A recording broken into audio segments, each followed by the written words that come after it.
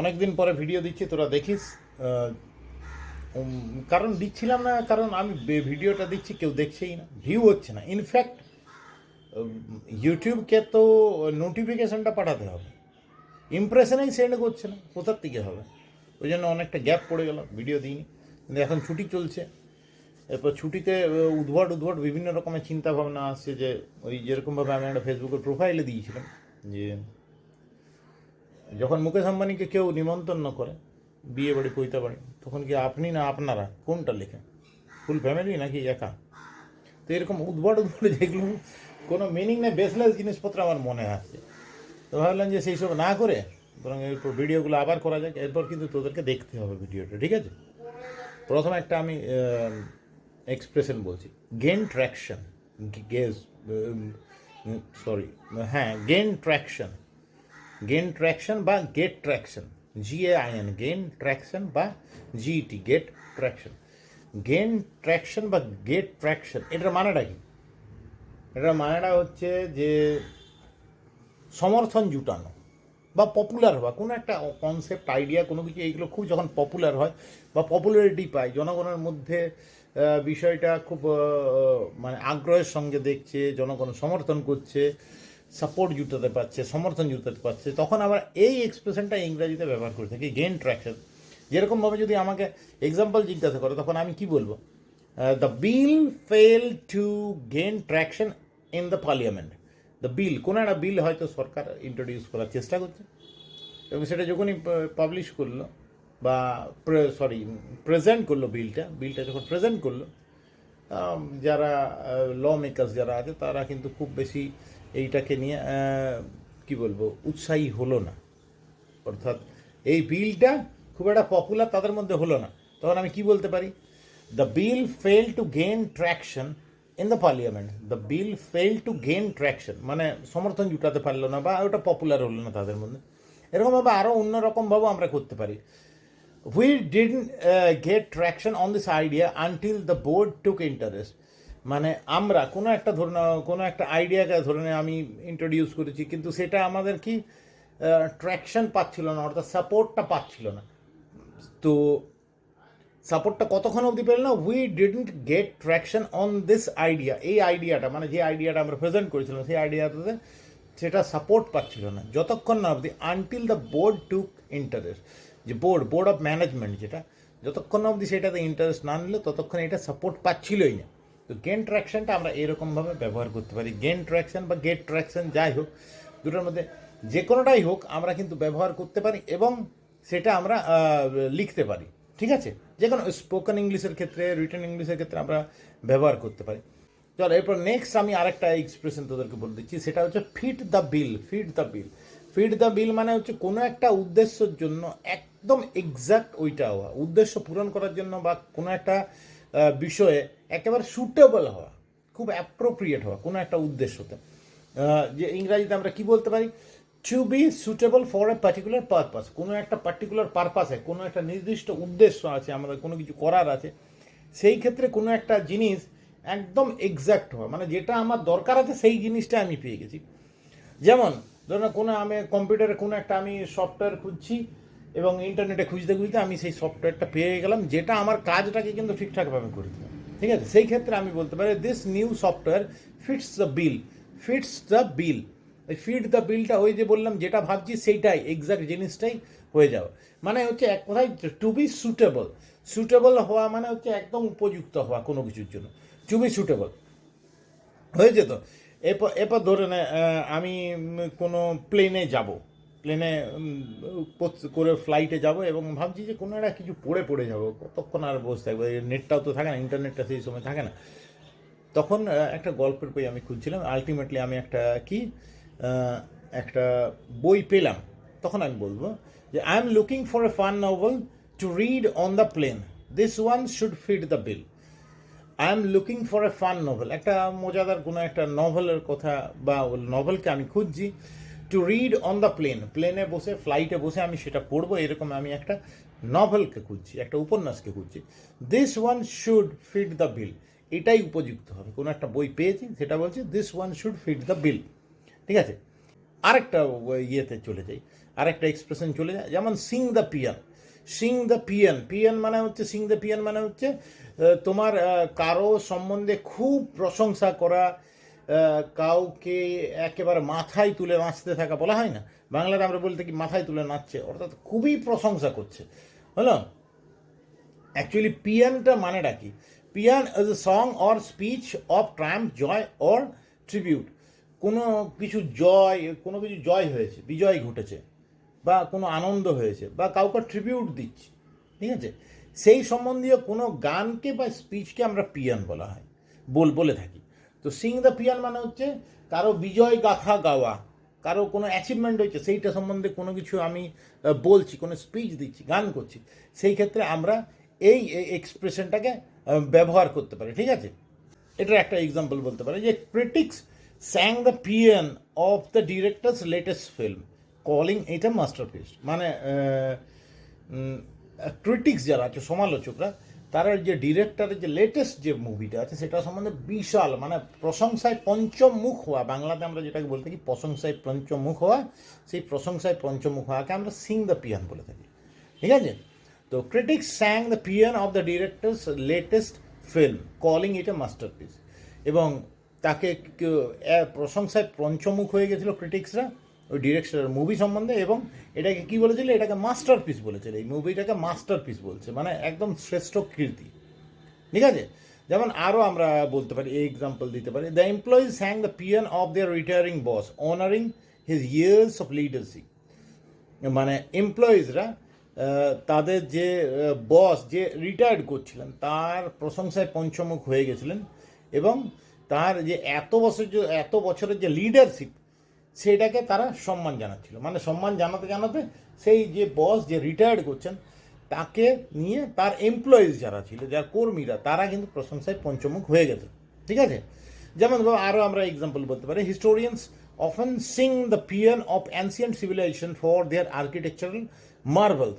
মানে হিস্টোরিয়ানস যারা আছে তারা কি করে, মাঝে মধ্যে দেখা যায় যে তারা অ্যানসিয়েন্ট সিভিলাইজেশন যারা আছে, যেগুলো আছে, অর্থাৎ প্রাচীন যে সমস্ত সভ্যতাগুলো, তাদের প্রশংসায় পঞ্চমুখ হয়ে যায়। কিসের জন্য? তাদের যে আর্কিটেকচারাল মার্ভেলসগুলো আছে, মানে যে তাদের যে স্থাপত্য কীর্তি, সেই সিভিলাইজেশনগুলোর, সেই সভ্যতাগুলোর যে স্থাপত্য কীর্তি, সেইগুলো নিয়ে বিশাল মানে একবার ফাটিয়ে দেয়, প্রশংসায় পঞ্চমুখ হয়ে যায়। এই জায়গাটা আমরা কি ব্যবহার করে থাকি, এখানে আমরা ব্যবহার করতে পারি এক্সপ্রেশন সিং দ্য পিয়ান, ঠিক আছে।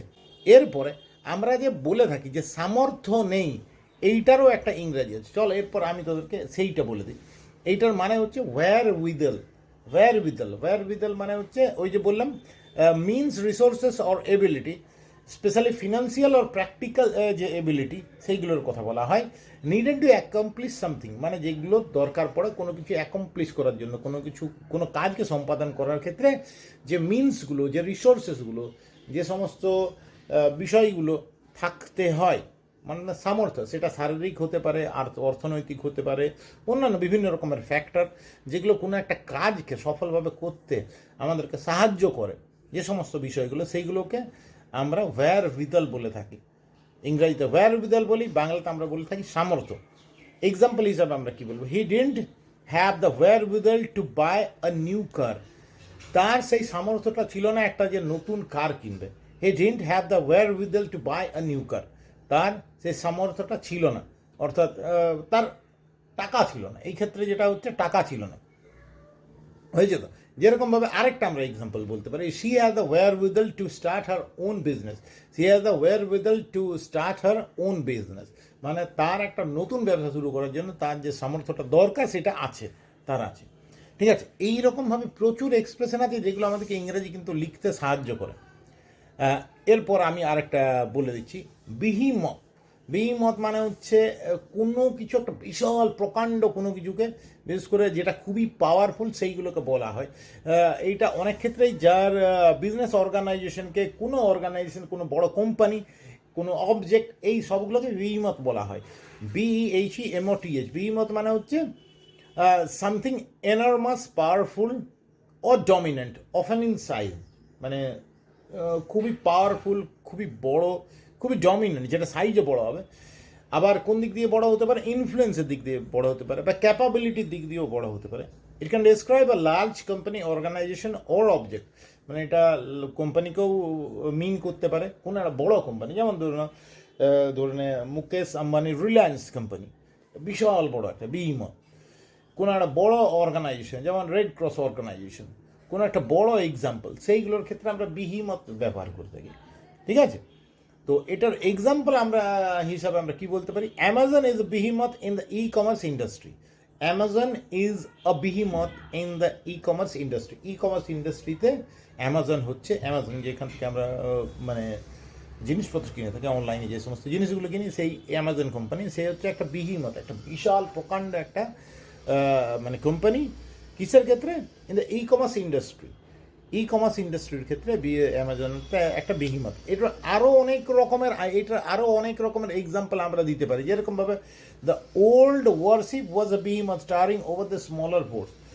ওল্ড যে একটা যে ইয়েটা ছিল, ওয়ারশিপটা ছিল, একটা ধরুন না কোনো একটা জাহাজ, বিশাল বড় যুদ্ধ জাহাজ রাখা আছে, সেটাকে আমরা বিহিমত বলছি। The old warship was a behemoth towering over the smaller boats. অন্যান্য যে সমস্ত ছোটো ছোটো বোটসগুলো ছিল তাদের থেকে অনেকটা উপরে চলে গেছে, অনেক বড়, অনেক উচ্চ হয়ে গেছে, তখন সেই ওয়ারশিপটাকে আমরা বিহিমত বলছি, ঠিক আছে? আরও একটা যেমন এক্সাম্পল আমরা বলতে পারি, the new stadium is a behemoth of modern architecture. The new stadium, নতুন যে স্টেডিয়ামটা, সেটাকে বলা যেতে পারে যে behemoth of modern architecture. Modern architecture মানে আধুনিক ভাস্কর্যের একটা বিহিমত, একটা মানে এটা প্রকাণ্ড বিশাল বড় সাইজ। তো বিহিমতটা এটাও তাহলে হয়ে গেল। এই বিহিমতের এক্সাম্পল, এই বিহিমতের মানেটাও বলে দিলাম, বিহিমতের এক্সাম্পলটাও বলে দিলাম। এরপরে ক্যাবল, ক্যাবলটা বলে দিই। Cabal refers to a small secretive group of people who conspire or plot together often for a political or personal gain. এটা বলতে পারি যে আমরা কোনো একটা ছোট্ট গ্রুপ, যেটা গোপন কোনো গ্রুপকে বলতে পারি, লোকেদের একটা ছোট্ট গ্রুপ বা মানে গোপন গ্রুপ, কোভার্ট অর্গানাইজেশন, যেখানে কিছু লোক মিলে একসঙ্গে কাজ করে, গোপনে কাজ করে, কিসের জন্য? পার্সোনাল গেনের জন্য বা পলিটিক্যাল গেনের জন্য। এইগুলোকে, এই গ্রুপটাকে আমরা কি বলে থাকি? ক্যাবল বলে থাকি। ইট ইউজুয়ালি ক্যারিজ নেগেটিভ কনোটেশন। সাধারণত ক্যাবল বলতে কোনো পজিটিভ অর্গানাইজেশনের কিন্তু কথা বলা হচ্ছে না, এটার মধ্যে একটা নেগেটিভ কনোটেশন আছে। কেন? তাদের মধ্যে সিক্রেসি থাকে, তাদের মধ্যে ম্যানিপুলেশন থাকে, তারা ভেতরে ভেতরে কাজ করে নিয়ে কী করতে পারে? সরকারকে ফেলে দিতে পারে, কাউকে সরকারে নিয়ে আসতে পারে। তাই এইগুলোর মধ্যে একটা নেগেটিভ ব্যাপার আছে, কারণ সমস্ত কিছু ধোঁয়াশার মধ্যে থাকে, ঠিক আছে? Cable of politician was secretly influencing government policies. যেমন ক্যাবল অফ পলিটিশিয়ানস মানে একটা পলিটিশিয়ানদের একটা ছোট্ট গ্রুপ, সেটা কী করছিল? সিক্রেটলি ইনফ্লুয়েন্স করছিল। ওয়াজ সিক্রেটলি ইনফ্লুয়েন্সিং গভর্নমেন্ট পলিসিস। গভর্নমেন্টের যে সমস্ত পলিসিসগুলো আছে সেইগুলোকে কিন্তু তারা ইনফ্লুয়েন্স করছিল, ঠিক আছে? কি বললাম? A cabal of politicians was secretly influencing government policies. এটা যেরকমভাবে হলো, আরও অনেক কিছু আমরা বলতে পারি, আরও অনেক এক্সাম্পল এইখানে দেওয়া যেতে পারে। যেরকমভাবে many believe a cabal of elites control the global economy. অনেকেই বিলিভ করে যে ক্যাবল অফ এলিটস মানে এলিট যারা আছে, মানে উচ্চবিত্তদের একটা ছোট্ট গ্রুপ, তারা কি করে? Control the global economy. Global ইকোনমিটাকে মানে বৈশ্বিক যে অর্থনীতি, সেটাকে পুরোটাই কন্ট্রোল করতে থাকে। যেরকমভাবে এই ক্যাবলের মধ্যে তুমি তোরা বলতে পারিস যে ব্ল্যাক রক বলে একটা অর্গানাইজেশন আছে যার প্রচুর টাকা, বা ধরে নেয় যেরকমভাবে আমেরিকান ইলেকশনে আমরা কি দেখতে পেলাম, যে ইলন মাস্ক, সে প্রচুর টাকা দিয়েছিল। এবং এদের মতো কিছু কিছু লোকেরা আছে, ব্ল্যাক রকের যারা হেড আছে, বা ধরুন যে ইয়েটা বললাম ইলন মাস্ক, টেসলা কোম্পানির মালিক, এরকম কিছু কিছু লোকেরা যাদের একটা ছোট্ট গ্রুপ আছে যারা অনেক কিছুকে কন্ট্রোল করতে পারে। তো এদের যে সিক্রেট যে অর্গানাইজেশন, সেটাকে আমরা ক্যাবল বলতে পারি, ঠিক আছে? আমি এটার কি যেন এই এক্সাম্পলটা বললাম, আমার তো লেখাও নেই, কী বললাম? তো many believe a cabal of elites control the global economy. অনেকেই বিলিভ করে যে এলিট যারা আছে, উচ্চবিত্ত বা উচ্চ সম্প্রদায়ের লোকেরা, মানে অর্থনৈতিকভাবে তাদের যে গ্রুপটা, ক্যাবলটা মানে ছোট্ট গ্রুপটা, তারা গ্লোবাল ইকোনমিকে কন্ট্রোল করে থাকে, ঠিক আছে? এরপরেও কিন্তু আমরা আরও অনেকগুলো এক্সাম্পল দিতে পারি বিভিন্ন রকমের, কিন্তু আরেকটা এক্সপ্রেশন বলে দিই আগে, বাক দ্য গ্লোবাল ট্রেন্ড, মানে গ্লোবালি যে সমস্ত জিনিসগুলো চলছে, যে ট্রেন্ডটা চলছে, সেটাকে অ্যাভয়েড করে যাওয়া নিজের মতো ভাবে। আমি ফলো করবো না ভাই, ওই যে ট্রেন্ড চলছে সেই ট্রেন্ড আমি ফলো করবো না, সেটাকে অ্যাভয়েড করে পুচকে গিয়ে মানে নিজেকে বাঁচিয়ে নিয়ে নিজের মতো ভাবে চলা, এইটাকে বলা হয় বাক দ্য গ্লোবাল ট্রেন্ড। যেরকমভাবে এটা যদি ইংরাজিতে বলি তাহলে আমরা কি বলতে পারি যে গো এগেনস্ট ও resist widespread global pattern or tendency. Resist কোনটা করবে? ওয়াইড স্প্রেড কোনো একটা গ্লোবাল একটা ট্রেন্ড চলছে, প্যাটার্ন চলছে বা টেন্ডেন্সি চলছে, সেটাকে রেসিস্ট করা, বাধা দেওয়া, প্রতিহত করা। অফেন বাই পারফর্মিং, কীরকমভাবে পারফর্ম করবো? Performing better or behaving differently behaving differently than expected. যেটা এক্সপেক্ট করা হচ্ছে সেখান থেকে একেবারে বেটার ওয়েতে পারফর্ম করা বা অন্য রকমভাবে পারফর্ম করা। অর্থাৎ গ্লোবালি যেমন ধরুন রিসেশন যখন এসেছিল তখন গ্লোবাল মার্কেট সমস্ত কিছু পড়ে গেছে, কিন্তু ইন্ডিয়ান যে সমস্ত কোম্পানিজগুলো আছে দে ম্যানেজ টু বাক দ্য গ্লোবাল ট্রেন্ড। কেননা যখন রিসেশনের ক্ষেত্রে সমস্ত কোম্পানি ধসে যাচ্ছে, কিন্তু ইন্ডিয়ান ইকোনমি বা ইন্ডিয়ান কোম্পানিজগুলো কিন্তু রাইজ করছে। ঠিক আছে, ধরে না এখানে কি হলো, গ্লোবাল ট্রেন্ডটা কিন্তু সেটাকে অ্যাভয়েড করে চলে যেতে পেরেছিল। ঠিক আছে, এটা বাক দ্য গ্লোবাল ট্রেন্ড বলা হয়। এক্সাম্পল বলতে পারি যে কি, এক্সাম্পল হিসাবে বলতে পারি, while most economies are slowing down, India continues to buck the global trend with strong growth. যেখানে বেশিরভাগ ইকোনমিজগুলো স্লো ডাউন হয়ে যাচ্ছে, ইন্ডিয়া কী করছে? ইন্ডিয়া কন্টিনিউজ টু বাক দ্য গ্লোবাল ট্রেন্ড। মানে গ্লোবালি যে ট্রেন্ডটা চলছে সেটাকে অ্যাভয়েড করে যাচ্ছে, কী দিয়ে? বা অন্যরকমভাবে বিহেভ করছে। কীরকমভাবে? উইথ স্ট্রং গ্রোথ, প্রচুর গ্রোথ আছে তার মধ্যে, প্রচুর গ্রোথ দেখিয়ে নিয়ে সেটা বরং রাইজ করে যাচ্ছে। অথচ গ্লোবাল ট্রেন্ড কি? গ্লোবাল ট্রেন্ড হচ্ছে ইকোনমিজগুলো স্লোয়িং ডাউন হচ্ছে। ঠিক আছে, এরকমভাবে যদি আরও এক্সাম্পল চাওয়া যায় তাহলে আমরা আরেকটা বলতে পারি যে traditional bookstores are struggling, but this independent shop has bucked the global trend and expanded. ধরুন ট্র্যাডিশনাল যে বুক স্টোরসগুলো আমরা যেটা দেখতে পাই এখনও, যেহেতু ইবুক চলে এসেছে, প্রচুর ইবুক পিডিএফ চলে এসেছে, তাই ফিজিক্যাল বই কেনার যে ব্যাপারটা সেটা কিন্তু অনেকটাই কমে গেছে। সবাই ফিজিক্যাল বইগুলো, কাগজের তৈরি বই আর কিনছে না অনেকেই। এবং এই যে বুক স্টোরসগুলো সেইগুলো কিন্তু মুছে যাচ্ছে এরপর, তারা কিন্তু স্ট্রাগল করছে। বায়ার্স পাওয়া যাচ্ছে না, কিনতে আসছে না লোকজন বই। তো যেখানে আমরা কি এইটা নিয়ে আমি একটা বললাম, কি বললাম? ট্র্যাডিশনাল বুক স্টোরস আর স্ট্রাগলিং। ট্র্যাডিশনাল যে সমস্ত বুক স্টোরসগুলো আছে, মানে যুগ ধরে যে সমস্ত বইয়ের দোকানগুলো চলে সেইগুলো আছে, বাট সেগুলো কী করছে? The traditional book stores R struggling, but this independent shop has বাক দ্য গ্লোবাল ট্রেন্ড। কিন্তু এই যে ইন্ডিপেন্ডেন্ট যে শপটা আছে, বুক শপটা আছে, সে কী করেছে? বাক দ্য গ্লোবাল ট্রেন্ডটাকে বাক করেছে, অ্যাভয়েড করেছে, অ্যান্ড এক্সপেন্ডেড, এবং এটা বরং আরও বড় হয়ে গেছে, সফল হয়ে গেছে। It's succeeded while others failed. Clear হলো? যেমনভাবে আরেকটা এক্সাম্পল আমি বলে দিচ্ছি, while unemployment is rising worldwide, this country has bucked the global trend by creating more jobs.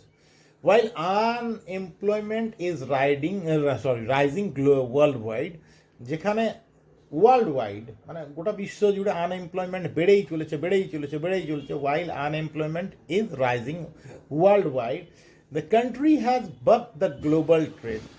Country কী করেছে? এই যে গ্লোবাল ট্রেন্ডটা সেটাকে অ্যাভয়েড করে গেছে বা অন্যরকমভাবে একদম অপোজিটভাবে বিহেভ করছে, বাই ক্রিয়েটিং মোর জবস। সেখানে একে তো আনএমপ্লয়মেন্ট মানে বেকারত্ব বেড়ে যাচ্ছে অন্যান্য জায়গাতে ওয়ার্ল্ড ওয়াইড, কিন্তু এই কান্ট্রিতে উল্টো কী হয়েছে? বেকারত্ব তো বাড়েইনি, উল্টো জব বেশি ক্রিয়েট হচ্ছে বাই ক্রিয়েটিং মোর জবস। তাহলে কী হলো? বাক দ্য গ্লোবাল ট্রেন্ডটা কেমনভাবে ব্যবহার করে থাকি? যখন আমরা বলছি যে কোনো একটা যে গ্লোবালি যে ট্রেন্ড চলছে, মানে গোটা বিশ্ব জুড়ে যে ট্রেন্ড চলছে তার একেবারে অপোজিটভাবে যখন বিহেভ করা হয়, অন্যরকমভাবে, মানে ওই ট্রেন্ডটাকে ফলো না করে নিজের মতো একটা যখন করা হয়, এবং সেটা অনেক ক্ষেত্রে অপোজিট হবে বা যদি রেসিস্ট করে, সেক্ষেত্রে আমরা এই এক্সপ্রেশনটা ব্যবহার করতে পারি, ব্যাক দ্য গ্লোবাল ট্রেন্ড। তো ওদের যদি ভালো লাগে এইটা বাবা একটু সাবস্ক্রাইব করে দিস, আর ভালো ভালো দিব এইরকমভাবে এক্সপ্রেশনের উপর কাজটা বেশি করতে হবে। কারণ ব্যাপারটা হচ্ছে ভোকাবুলারি মুখস্থ করলে কিন্তু সেটাকে ইউজ করতে পারা যায় না, কিন্তু এক্সপ্রেশন তোরা যদি মুখস্থ করিস বা এই এক্সপ্রেশনকে যদি বারবার করে পড়তে থাকিস, একটা না একটা সময় কী হয়ে যাবে, ওইটা এমবেডেড হয়ে যাবে তোর মেমোরিতে, তোর স্মৃতিশক্তিতে। সেটা কী হয়ে যাবে, সেটা তোর সিস্টেমের মধ্যে সেটা ইনস্টল হয়ে যাবে, ঠিক আছে, এবং ন্যাচারালি সেটা বেরিয়ে আসবে। তাই তোরা এই এক্সপ্রেশনের উপর কিন্তু কাজ করবে, এবং আমিও প্রচুর কাজ করবো। আজকের জন্য এতটুকুই, ভালো থাকিস, বাই, টেক কেয়ার।